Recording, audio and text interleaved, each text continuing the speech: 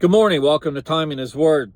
You ever thought about the trust that we put into each other for just about anything we do, especially driving up and down the roads? We trust or we hope that the guy beside us, the person beside us, knows what they're doing to prevent an accident.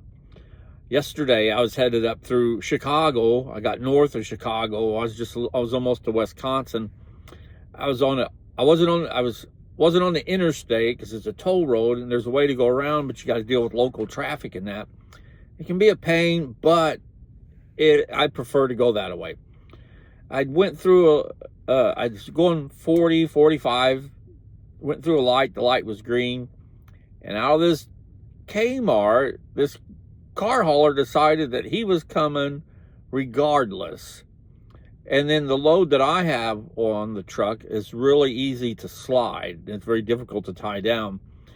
And I had to stop kind of fast to keep from T-boning the guy.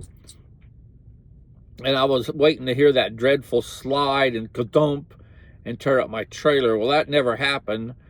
And then there was a few other incidences like that. Yes, just a stressful day with, it seemed like people around me just wasn't paying attention.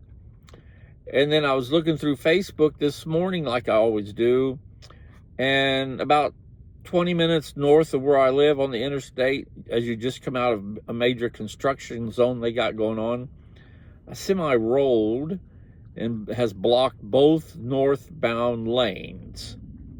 And they said in the article that the southbound lanes were blocked also. So it could be for a whole host of reasons. Maybe when the trailer hit the ground, it split open and threw part of his load to the other side. Who knows? But it's just the idea. So now all that traffic will be on a 2-lane highway, and that'll be backed up for hours because when a semi has a wreck, they have to offload the trailer before they can stand the trailer up. If not, depending on the weight of the load, as they try to stand the trailer up, it'll finish destroying the trailer. So what I'm getting at is the trust that we put into each other as we go through the day. Just like I said earlier, we're hoping and trusting that the person beside us driving down the highway is paying attention and knows what they're doing. Now, we have no idea. I have no idea what caused the semi to wreck, roll over and block both lanes of the highway. Could have been a medical issue. It could have been another truck cut him off. It could have been a car that cut him off. He could have not paid attention and dropped the left. He was in the left lane, got over into the soft grass because of the snow, pulled back to the right, causing the load to fall. Who knows? Who holds the reason? All I'm saying is, for whatever reason, the trust we had in that driver to go down the road without having an accident is gone. And through life, we will trust people for various different reasons or whatever. But at some point in time, what I'm getting at is that man is going to let us down. It's inevitable. No matter how hard you try, you're going to disappoint somebody at some point in time in their life or your life. It's just going to happen. There's no way around that.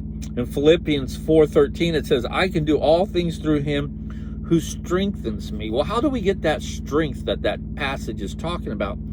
By digging into Scripture, by reading into Scripture.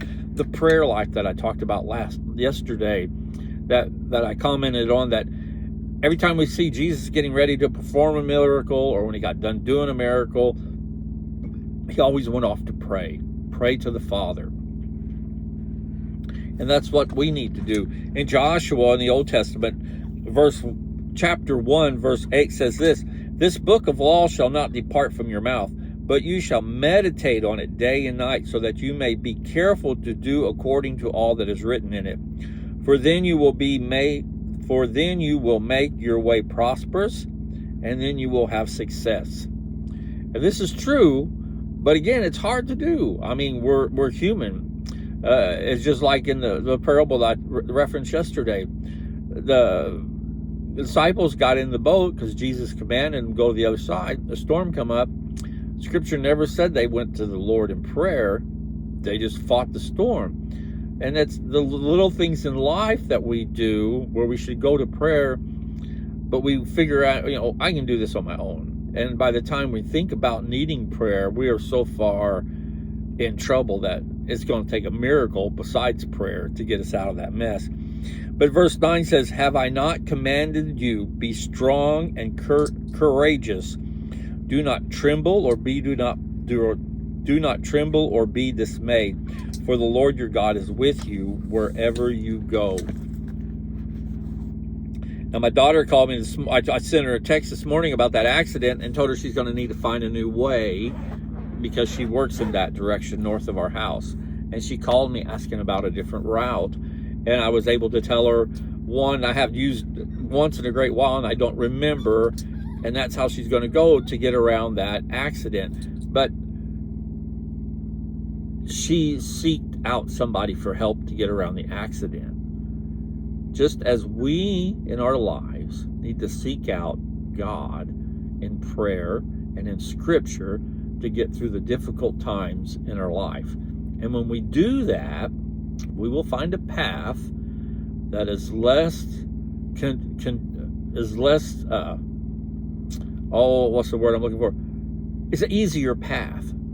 So those people today that don't know about this other route my daughter's going to take, they're going to take Route 37. It's going to be backed up, and they're going to sit. And they're going to sit. But just as my daughter asked about a different way around that accident, we need to, when something comes up, we need to immediately go to the Lord in prayer and seek out Scripture to help us through whatever is bringing us down. And that's how we'll be strong and courageous and faithful in our walk with Him.